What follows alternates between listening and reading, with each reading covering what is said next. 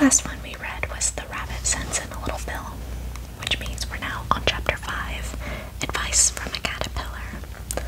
We'll also then read Pig and Pepper, chapter 6.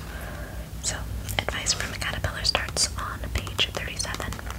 And if you need to remember where we left off, or if you missed the last two parts, I will link them in the description so you can go back.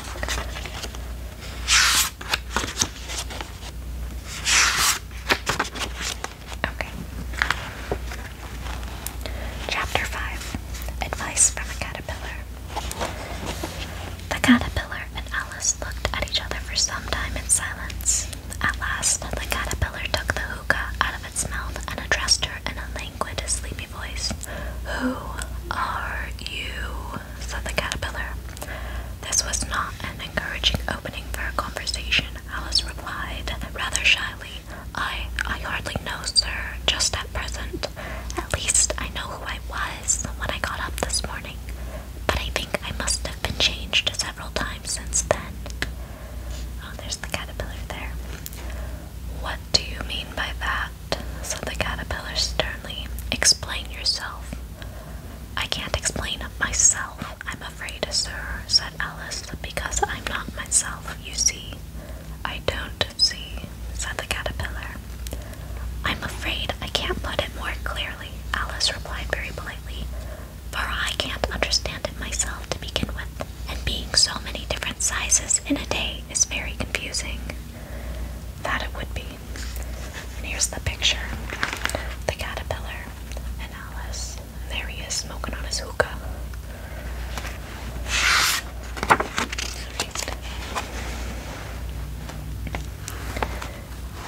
"It isn't," said the caterpillar.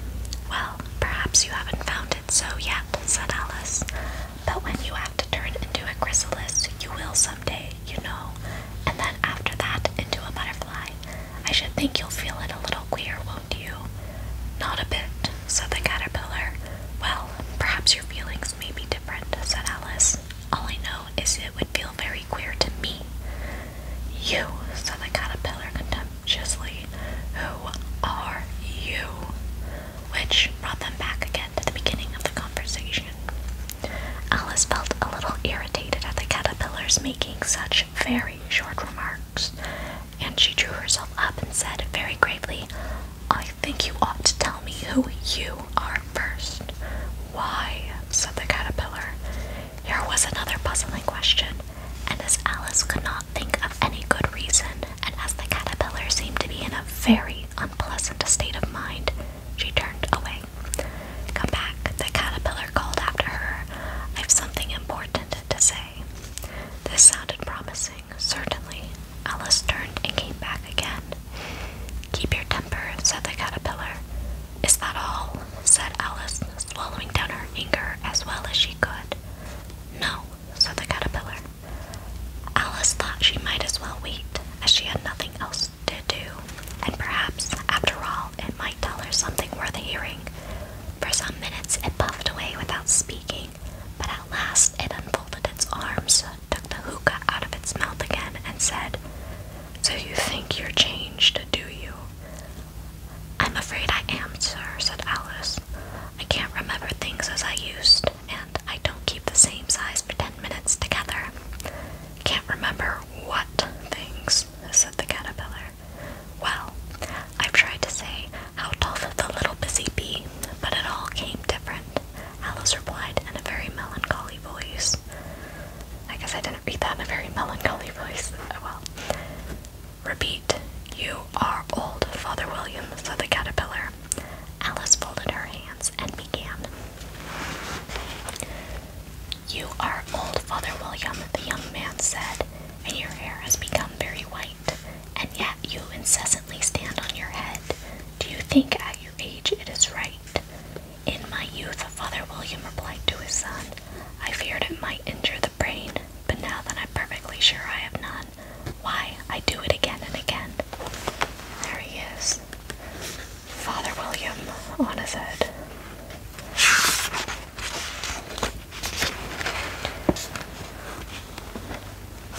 Oops. "You are old," said the youth, "as I mentioned before,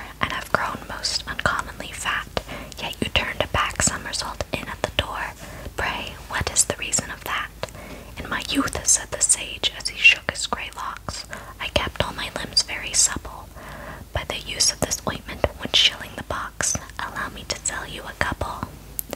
There he is, doing a little back somersault. Okay. You are old, said the youth, and your jaws are too weak for anything tougher than sweet. Yet you finished the goose with the bones and the beak. Pray, how did you manage to do it? Oh, I guess it said suet. In my youth, said his father, I took to the law and argued each case with my wife, and the muscular strength which it gave to my jaw has lasted the rest of my life.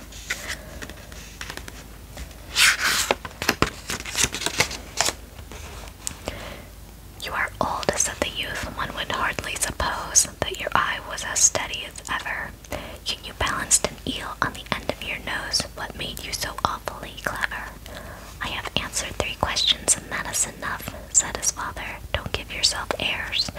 Do you think I can listen all day to such stuff? Be off, or I'll kick you downstairs. There he is, balancing an eel on his nose. That is not said right, said the caterpillar. Not quite right, I'm afraid, said Alice timidly. Some of the words have got altered. It is wrong from beginning to end, said the caterpillar decidedly, and there was silence for some minutes. The caterpillar was the first to speak. What size do you want to be? It asked. Oh, I'm not particular as to size, said Alice hastily replied. Only one doesn't like changing so often, you know. I don't know, said the caterpillar. Alice said nothing. She had never been so much contradicted in her life before, and she felt she was losing her temper. Are you contented now? Said the caterpillar. Well, I should like to be a little larger, sir, if you wouldn't mind, said Alice. 3 inches is such a wretched height to be. It is a very good height indeed, said the caterpillar angrily, rearing itself upright as it spoke. It was exactly 3 inches high. But I'm not used to it, pleaded poor Alice in a piteous tone, and she thought of herself, I wish the creatures wouldn't be so easily offended. You'll get used to it in no time, said the caterpillar, and it put the hookah into its mouth and began smoking again. This time, Alice waited patiently until it chose to speak again. In a minute or 2, the caterpillar took the hookah out of its mouth and yawned once or twice, then shook itself. Then it got down off the mushroom and crawled away in the grass, merely remarking as it went, one side will make you grow taller, and the other side will make you grow shorter. One side of what? The other side of what? Thought Alice to herself. Of the mushroom, said the caterpillar, just as if she had asked it aloud, and in another moment it was out of sight. Alice remained looking thoughtfully at the mushroom for a minute, trying to make out which were the 2 sides of it, and as it was perfectly round, she found this a very difficult question. However, at last she stretched her arms round it as far as they would go and broke off a bit of the edge with each hand. And now which is which, she said to herself, and nibbled a little of the right hand bit to try the effect. The next moment she felt a violent blow underneath her chin. It had struck her foot. She was a good deal frightened by this very sudden change, but she felt that there was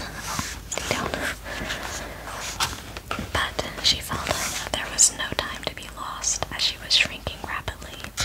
So she set to work at once to eat some of the other bit. Her chin was pressed so closely against her foot that there was hardly room to open her mouth, but she did it at last and managed to swallow a morsel of the left-hand bit. Come, my head's free at last, said Alice in a tone of delight, which changed into alarm in another moment, when she found that her shoulders were nowhere to be found. All she could see when she looked down was an immense length of neck, which seemed to rise like a stalk out of a sea of green leaves that lay far below her. What can all that green stuff be, said Alice, and where have my shoulders got to? And oh, my poor hands, how is it I can't see you? She was moving them about as she spoke, but no result seemed to follow, except a little shaking among the distant green leaves. As there seemed to be no chance of getting her hands up to her head, she tried to get her head down easily in any direction, like a serpent.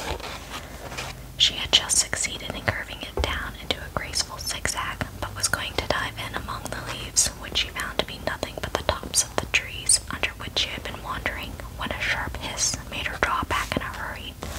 A large pigeon had flown into her face and was beating her violently with its wings. "Serpent!" screamed the pigeon. "I'm not a serpent," said Alice indignantly. "Leave me alone." "Serpent, I say again," repeated the pigeon, but in a more subdued tone, and added with a kind of sob, "I've tried every way, and nothing seems to suit them." "I haven't the least idea what you're talking about," said Alice.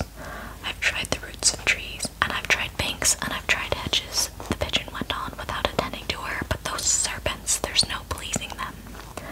Alice was more and more puzzled, but she thought that there was no use in saying anything more till the pigeon had finished.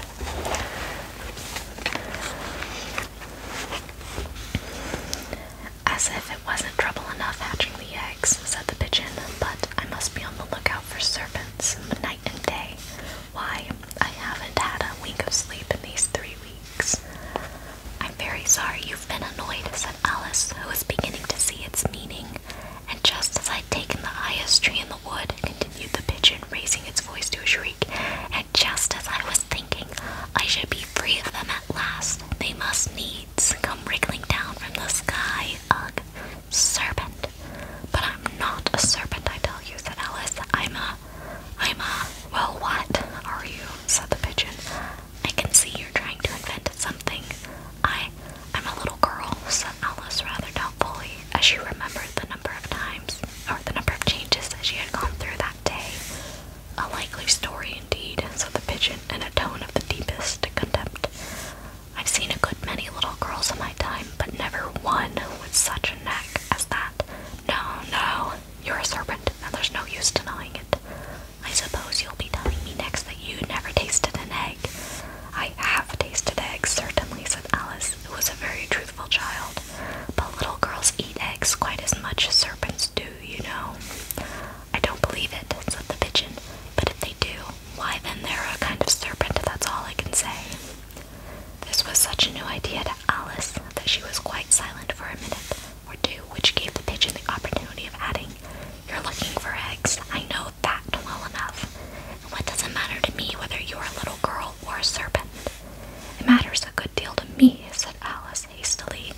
"But I'm not looking for eggs as it happens, and if I was, I shouldn't want yours. I don't like them raw."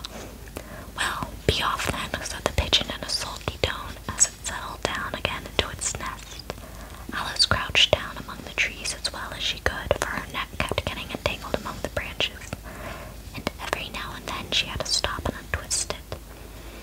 After a while she remembered that she still held the pieces of mushroom in her hands, and she set to work very carefully, nibbling first at one and then at the other, and growing sometimes taller and sometimes shorter, until she had succeeded in bringing herself down to her usual height. It was so long since she had been anything near the right size that it felt quite strange at first, but she got used to it in a few minutes and began talking to herself as usual. "Come, there's half my plan done now. How puzzling all these changes are. I'm never sure what I'm going to be from one minute to another. However, I've got back to my right size. The next thing is to get into that beautiful garden. How is it that to be done, I wonder?" As she said this, she came suddenly upon an open place with a little house in it about 4 feet high. "Whoever lives there," thought Alice, "it'll never do to come upon them this size. Why, I should frighten them out of their wits." So she began nibbling at the right-hand bit again, and did not venture to go near the house till she had brought herself down to 9 inches high. Okay, now we're on chapter 6, Pig and Pepper, and it starts with this picture of a toad and a trout of some sort. I don't know if you can see that very well. Looks like they have a little letter. Okay. For a minute or two, she stood looking at the house and wondering what to do next, when suddenly a footman in livery came running considered him to be a footman because he was in livery. Otherwise, judging by his face only, she would have called him a fish. Oh, I was right. And rapped loudly at the door with his knuckles. It was opened by another footman in livery with a round face and large eyes like a frog, and both footmen, Alice noticed, had powdered hair that curled all over their heads. She felt very curious to know what it was all about, and crept a little way out of the wood to listen.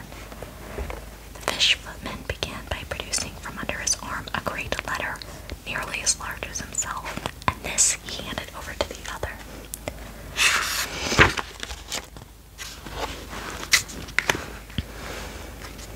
Saying in a solemn tone, "For the Duchess, an invitation from the Queen to play croquet." The frog footman repeated in the same solemn tone, only changing the order of the words a little, "From the Queen, an invitation for the Duchess to play croquet." Then they both bowed low, and their curls got entangled together. Alice laughed so much at this that she had to run back into the wood for fear of their hearing her, and when she next peeped out, the fish footman was gone, and the other was sitting on the ground near the door, staring stupidly up into the sky. Alice went timidly up to the door and knocked. "There's no sort of use in knocking," said the footman, "and that for 2 reasons. First, because I'm on the same side of the door as you are. Secondly, because they're making such a noise inside, no one could possibly hear you." And certainly there was a most extraordinary noise going on within. A constant howling and sneezing, and every now and then a great crash as if a dish or kettle had been broken to pieces. "Please then," said Alice, "how am I to get in?" "There might be some sense in your knocking," the footman went on without attending to her. "If we have the door between us, for instance, if you were inside, you might knock, and I could let you out, you know." He was looking up into the sky all the time he was speaking, and this Alice thought decidedly uncivil. "But perhaps he can't help it," she said to herself. "His eyes are so very nearly at the top of his head. But at any rate, he might answer questions. How am I to get in?" she repeated aloud. "I shall sit here," the footman remarked, "till tomorrow."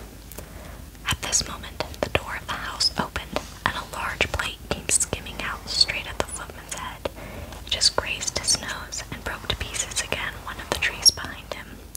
"Or next day, maybe," the footman continued in the same tone, exactly as if nothing had happened.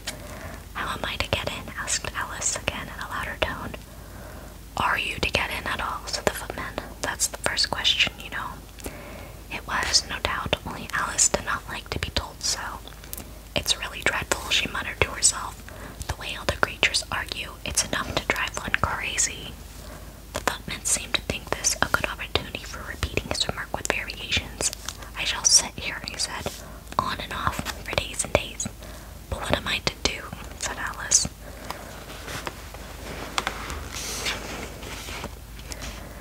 "Anything you like," said the footman, and began whistling.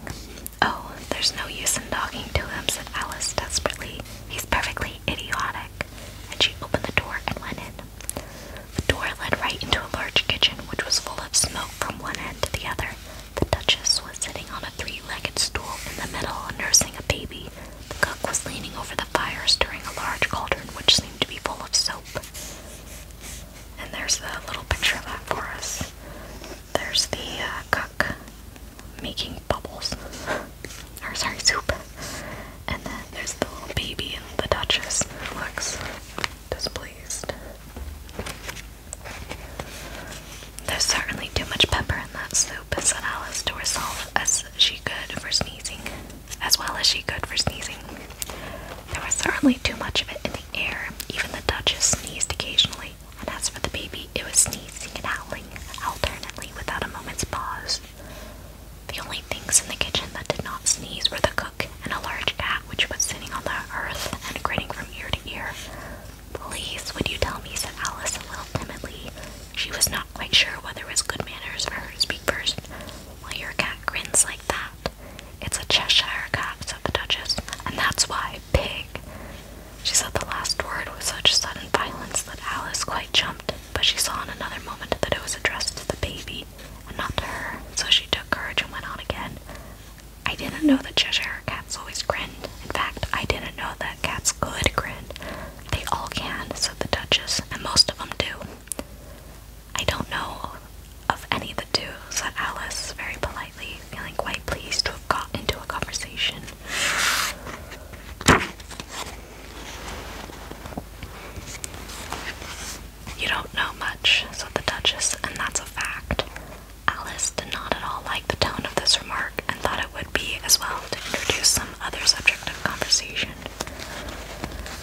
While she was trying to fix on one, the cook took the cauldron of soup off the fire and at once set to work throwing everything within her reach at the Duchess and the baby.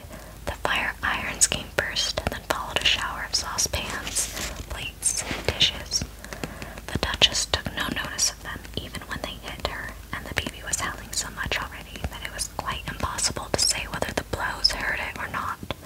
"Oh, please mind what you're doing," cried Alice, jumping up and down in an agony of terror. "Oh, there goes his precious nose," as an unusually large saucepan flew close by it, and very nearly carried it off.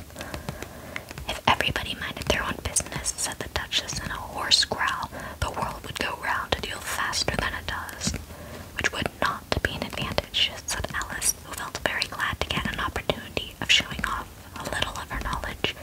"Just think of what would work it would make it with the day and night. You see, the earth takes 24 hours to turn round on its axis." "Talking of axis," said the Duchess, "chop off her head."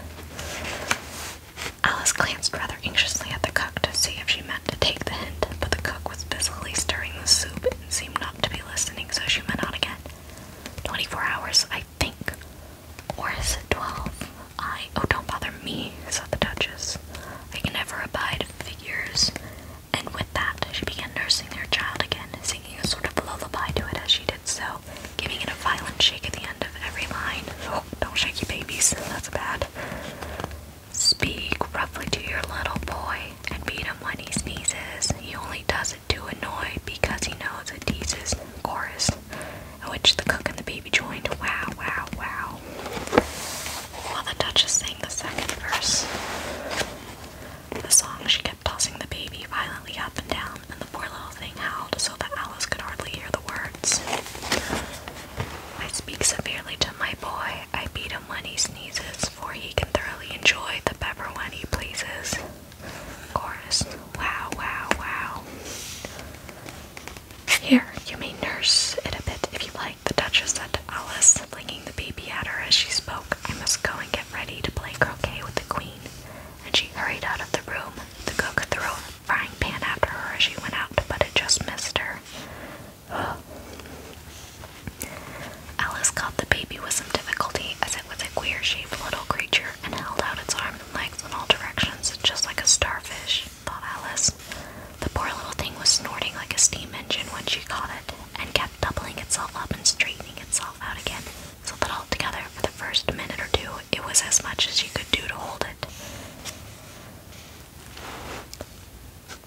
As soon as she had made out the proper way of nursing it, which was to twist it up into a sort of knot and then keep tight hold of its right ear and left foot so as to prevent its undoing itself, she carried it out into the open air. "If I don't take this child away with me," thought Alice, "they're sure to kill it in a day or two. Wouldn't it be murder to leave it behind?" She said the last words out loud, and the little thing grunted in reply. It had left off sneezing by this time. "Don't grunt," said Alice. "That's not at all a proper way of expressing yourself." The baby grunted again, and Alice looked very anxiously into its face to see what was the matter with it. There could be no doubt that it had a very turned-up nose, and much more like a snout than a real nose. Also, its eyes were getting extremely small for a baby, though Alice did not like the look of the thing at all. But perhaps it was only sobbing, she thought, and looked into its eyes again to see if there were any tears. No, there were no tears. "If you're going to turn into a pig, my dear," said Alice seriously, "I'll have nothing more to do with you. Mind it now." The poor little thing sobbed again, or grunted. It was impossible to say which. They went on for some while in silence. Alice was beginning to think to herself, "Now what am I to do with this creature when I get it home?" when it grunted again so violently that she looked down into its face in some alarm. This time there could be no mistake about it. It was neither more nor less than a pig, and she felt that it would be quite absurd for her to carry it further. Sorry, I have to hold down this page, so I'm not going to be able to go along the lines as well. So she set the little creature down and felt quite relieved to see it trot away quietly into the wood. If it had grown up, she said to herself, it would have made a dreadfully ugly child. But it makes a rather handsome pig, I think. She began thinking over other children she knew who might do very well as pigs, and was just saying to herself, if one only knew the right way to change them. When she was a little startled by seeing the Cheshire Cat sitting on a bough of a tree a few yards off. Oh, and there she is with the weird pig baby. The cat only grinned when it saw Alice. It looked good-natured, she thought. Still, it had very long claws and a great many teeth, so she felt that it ought to be treated with respect. Cheshire Puss, she began rather timidly, as she did not at all know whether it would like the name. However, it only grinned a little wider. Come, it's pleased so far, thought Alice. She went on. Would you tell me, please, which way I ought to go from here? That depends a good deal on where you want to get to, said the cat. I don't care much where, said Alice. Then it doesn't matter which way you go, said the cat. So long as I get somewhere, Alice added as an explanation. Oh, you're sure to do that, said the cat. If you only walk long enough. Alice felt that this could not be denied, so she tried another question. What sort of people live about here? In that direction, the cat said, waving its right paw around, lives a hatter, and in that direction, waving the other part, lives a March hare. Visit either you like. They're both mad. But I don't want to go among mad people, Alice remarked. Oh, you can't help that, said the cat. We're all mad here. I'm mad. You're mad. How do you know I'm mad? Said Alice. You must be, said the cat, or you wouldn't have come here. Alice didn't think that proved it at all. However, she went on. And how do you know that you're mad? To begin with, said the cat, a dog's not mad. You grant that. I suppose so, said Alice. Well then, the cat went on, you see, a dog growls when it's angry and wags its tail when it's pleased. Now I growl when I'm pleased and wag my tail when I'm angry, therefore I'm mad. I call it purring, not growling, said Alice. Call it what you like, said the cat. Do you play croquet with the queen today? I should like it very much, said Alice, but I haven't been invited yet. You'll see me there, said the cat, and vanished. Alice was not much surprised at this, as she was getting so used to queer